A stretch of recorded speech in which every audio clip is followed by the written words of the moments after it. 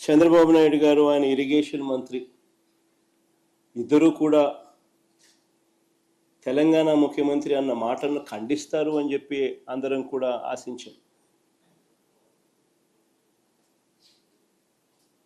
ప్రతి రైతు కూడా ముఖ్యమంత్రి ఈ స్థాయికి దిగజారిపోడు అని చెప్పి రైతు కూడా ఆశపడ్డాడు. కానీ ఆశ్చర్యం ఏమిటి అంటే చంద్రబాబు నాయుడు గారు తన ఇరిగేషన్ మంత్రితో తాను మాట్లాడించిన మాటలు, చంద్రబాబు నాయుడు గారు మాట్లాడుతూ ఉన్న మాటలు చూస్తే రాయలసీమ లిఫ్ట్ ఇరిగేషన్ స్కీమ్ అవసరం లేదు అంటూ